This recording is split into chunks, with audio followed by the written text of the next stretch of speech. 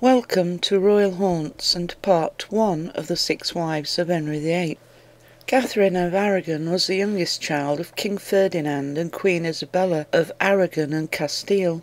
Most schoolchildren will have heard of Isabella, being the same queen who funded Christopher Columbus in his bid to find a new route to Asia. Catherine was a good catch for Henry VII for his son, when many countries looked upon him as no more than a usurper, his crown won in battle. Catherine was 3 years old when negotiations took place and a dowry settled upon, but she didn't make the journey to England until she was almost 16 years old. Landing at Plymouth in October, she was married to Prince Arthur the following month. The young couple then moved to Ludlow Castle, but were unfortunate that the sweating sickness struck the area, and both Catherine and Arthur fell under its influence. Catherine survived, but Arthur died, leaving Henry VII wondering what to do with the young widow. Catherine would have returned home, but not without her dowry, and living in meagre conditions waited upon the king's decision. Henry VII, being widowed himself, considered making Catherine his queen, but then decided she should marry his only other son, Henry. Catherine's parents agreed to the arrangement, but Isabella insisted that dispensation from the Pope was needed, just in case somewhere along the way the marriage should be called into question. This was done, even though Henry was a reluctant groom. Until his brother's death, Henry's life was mapped out, with a career geared towards a religious path. Henry didn't marry Catherine until after his father's death, followed by a magnificent coronation, crowning them king and queen.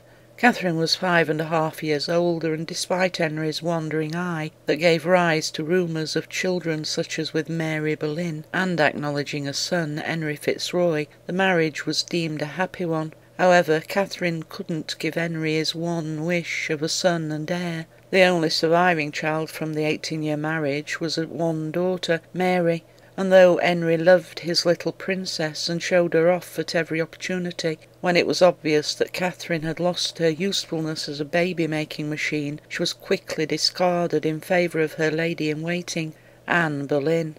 But Catherine wasn't going to make it easy for Henry. Divorce was out of the question, and so Henry turned to the Bible, finding what he thought was a solution in Leviticus.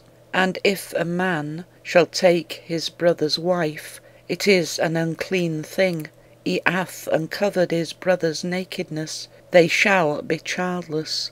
And this is what Henry used as his argument that the marriage was invalid, even though the Pope's dispensation had meant to quash such claims, not forgetting that there already was a child. Henry even set up a campaign against Catherine, showing off blood-stained sheets that were supposedly to be from Catherine and Arthur's bridal bed, to those giving evidence that Arthur had lewdly told them he and Catherine had consummated the marriage. But Catherine still had powerful relatives in the form of her nephew, Charles V of Spain, who was also Holy Roman Emperor. The Pope ruled in favour of Catherine and ordered Henry to take her back as his wife. But Henry was having none of it, and turned his back on the religion he had been brought up with. Though Henry was still a Catholic, he went about removing the parts he didn't like, such as the Pope's authority, and forming his own church made himself head. Catherine was separated from her daughter and placed under house arrest, where she was pressured to agree that the marriage was invalid, having lived in sin and their daughter illegitimate. Catherine stubbornly refused, and Mary followed in the same vein.